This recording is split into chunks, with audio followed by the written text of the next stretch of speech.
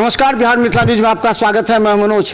देखिए, राजनीति अब 2025 को लेकर के प्रारंभ हो गई है और खासकर हम बता दें कि आज जो विशेष दिन था वो ये था कि मोदी जी की मन की बात को लेकर के भारतीय जनता पार्टी के तमाम नेता कार्यकर्ता मौजूद है यहाँ पर। देखिए, यहाँ पर डॉक्टर शुक्ला के यहाँ पर कार्यक्रम जो हुआ है उसमें काफ़ी ज़्यादा महत्व है आज का। खासकर मन की बात तो बहुत दिन से सुनते आ रहे हैं जिलाध्यक्ष जी, इस बार का मन की बात क्या संदेश दे रहा है? देखिए, जैसा आप खुद बोल रहे हैं कि देश के यशस्वी प्रधानमंत्री नरेंद्र मोदी जी के द्वारा विगत कई वर्षों से जो हर महीने का अंतिम रविवार होता है उससे उस दिन 11 बजे से 11:30 बजे तक देश के यशस्वी प्रधानमंत्री जी आकाशवाणी के माध्यम से अपना मन की बात को रखते आए हैं। और ये भारतीय जनता पार्टी का कार्यक्रम नहीं है, ये विशुद्ध रूप से गैर राजनीतिक कार्यक्रम है और इसमें कहीं कोई भारतीय जनता पार्टी का झंडा बैनर नहीं लगा रहता है।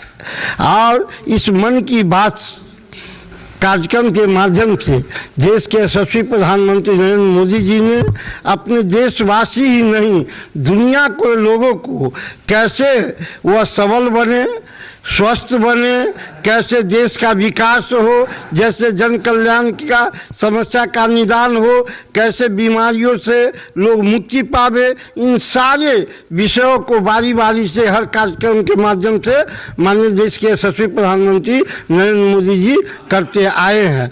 और खास करके भारतीय जनता पार्टी ने इस कार्यक्रम को अपने बूथ स्तर पर मनाने का काम करते हैं। और वो जो हमारा जो बूथ अध्यक्ष है, जो अपने घर पर हो या बूथ पर हो जो कार्यक्रम करते हैं, वो तो भारतीय जनता पार्टी के कार्यकर्ता तो शामिल होते ही हैं, वो उनके प्रयास से जो दूसरे दल के भी लोग हैं वो भी आकर के प्रधानमंत्री जी के मन की बात को सुनते हैं। और जब एक बार जो लोग सुन लेते हैं तो दूसरी बार स्वतः जो जिस दिन वह कार्यक्रम आता है वो अपने नेतृत्व में भी कुछ लोगों की बात को सुनाते हैं। अब चुनाव आ गया है, जिलाध्यक्ष की बड़ी जिम्मेवारी होती है, 5 मंडल अध्यक्ष और फिर 2 जोन में बांटा गया है अब जिला को।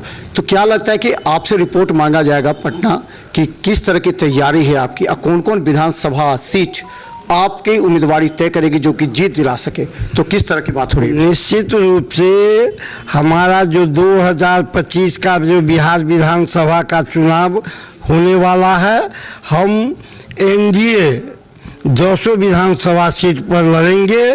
पहले तो हमने 9 सीट जीता था, इस बार 200 का 200 सीट एनडीए उम्मीदवार जीतेगा और फिर बिहार के अंदर एनडीए की सरकार। भाजपा की कौन सी सीट आपकी मजबूत है? क्योंकि जिलाध्यक्ष ही कह सकता है जहां पर आप टिकट भाजपा और जदयू अलग कीजिए, भाजपा कितनी सीट पर लड़ेगी और कौन कौन सी सीट? ये तो निर्णय करना प्रदेश और केंद्रीय नेतृत्व का काम है। वैसे अभी हम 6 हमारे विधानसभा में हमारे माननीय विधायक हैं, ये तो तय है, लेकिन निर्णय करना जो है वो प्रदेश और केंद्रीय नेतृत्व का चेहरा भी बदलेंगे क्या? ये चर्चा है कि बहुत से ऐसे चेहरा हैं भाजपा, जो भी करना होगा वो वोट तो आपसे मांगा जाए। आप वो छोड़िए ना वो इस बात को, जो ये भारतीय जनता पार्टी है किसी परिवार की पार्टी नहीं है। हमारे पार्टी के अंदर परिवारवाद नहीं चलता है।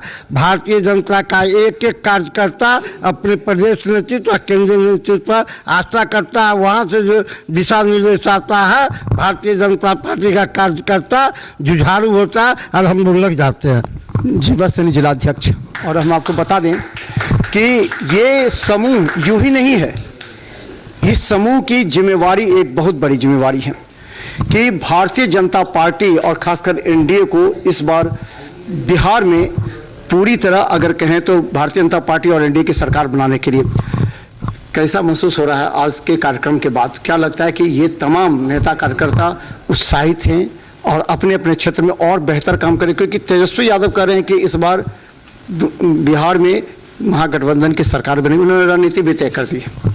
बेसिकली सबसे पहले बता दें कि तेजस्वी जी क्या बोलते हैं हम सुनते ही नहीं उनकी बातों को।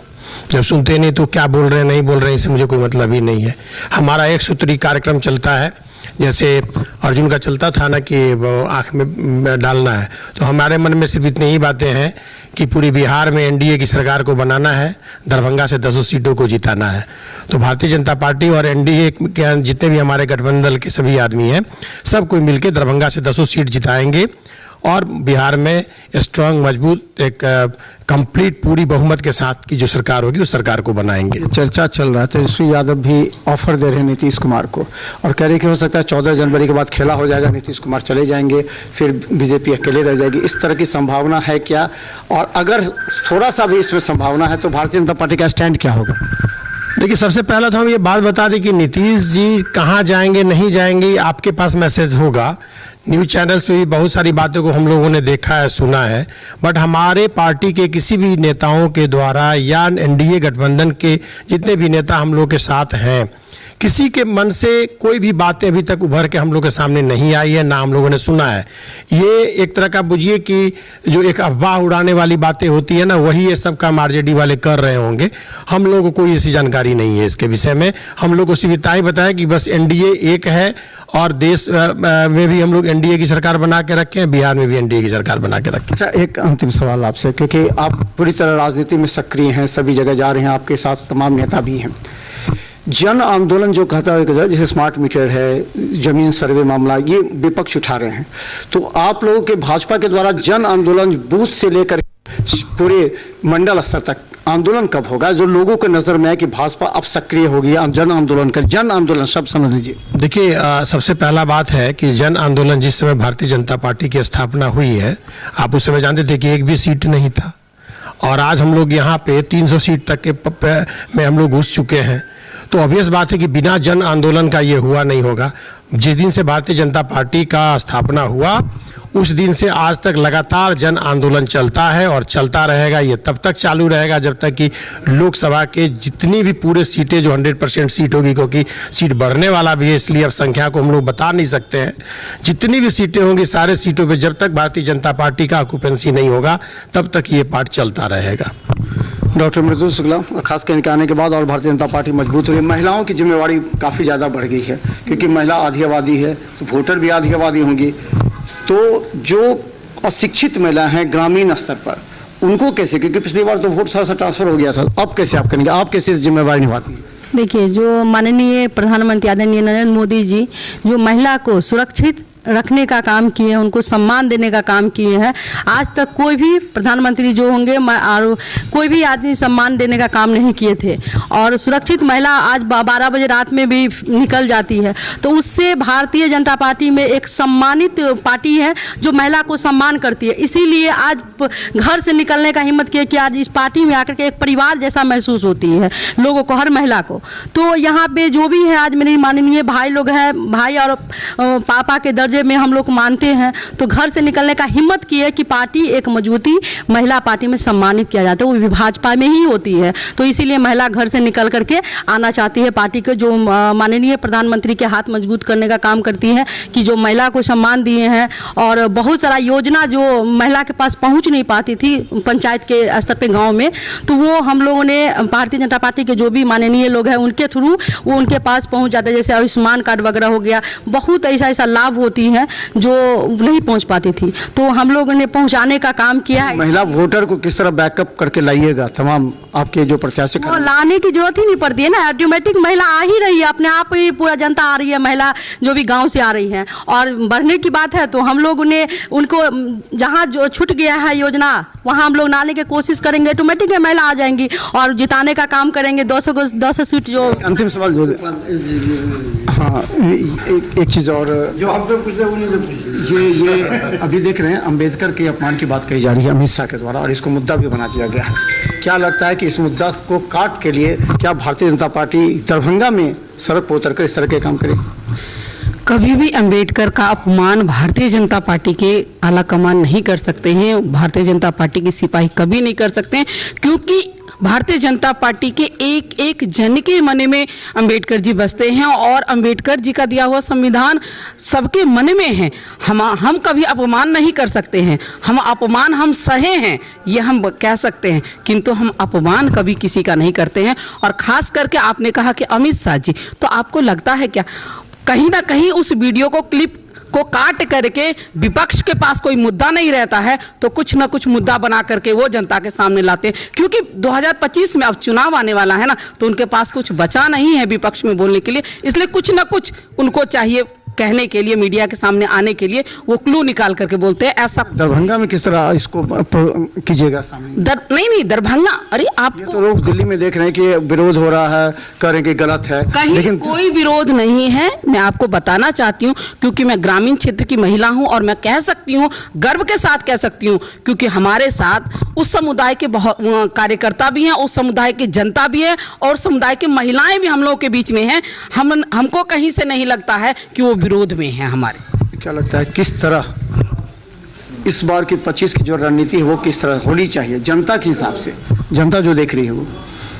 मैं जनता होने के नाते एक युवा भी हूं और मैं लोकतंत्र के चौथे स्तंभ आप सभी मीडिया कर्मियों की मार्फत से मैं अपने देश के यशस्वी प्रधानमंत्री और राष्ट्र के सभी वरिष्ठ नेतागणों से मैं आश्वस्त करना चाहता हूं कि यहाँ बिहार में आगामी चुनाव में जिस ओर जवानी चलती है उस ओर जमाना चलता है, ये किसी हमारे महापुरुष की कही हुई बातें हैं जो आज के दिन में चरितार्थ होती हुई नजर आ रही है। और मुझे पूर्ण विश्वास है जो सरकार हमारे देश के प्रधानमंत्री जी का जो सपना है कि सबका साथ, सबका विकास और सबकी विरासत का ख्याल रखने का जो उनका जो कहना है, उस पर हम सभी युवा साथी अपनी विरासत की, सभ्यता की पहचान को लेते हुए एकजुट होकर के एनडीए का हाथ मजबूत करेंगे। तो धन्यवाद। देखिए, लगातार बहुत सी ऐसी बातें हैं जो सड़क पर गांव में चलती हैं, लेकिन ये तमाम वो नेता हैं जिन्हें जवाबदेही दी गई है भारतीय जनता पार्टी की तरफ से कि आप भारतीय जनता पार्टी को मजबूत कीजिए, और खासकर जिस विधानसभा पर भारतीय जनता पार्टी के उम्मीदवार खड़ा हो रहे हैं उससे पहले ही उस क्षेत्र के जनता को और खासकर कार्यकर्ता को मजबूत, क्योंकि कार्यकर्ता आप जानते हैं पिछले चुनाव में भी कार्यकर्ता थोड़ा सा हताश थे, बाद में उन्हें मैनेज करना पड़ा। अभी से ही किस तरह कार्यकर्ता को मजबूत करे, तमाम जिलाध्यक्ष के साथ ये तमाम टीम है जिनके कंधों पर बड़ी जिम्मेवारी है। 2025 से पहले यानी 14 जनवरी के बाद ये लोग कितना बड़ा जन आंदोलन करते, ये निर्भर करता है भारतीय जनता पार्टी की जीत पर। धन्यवाद।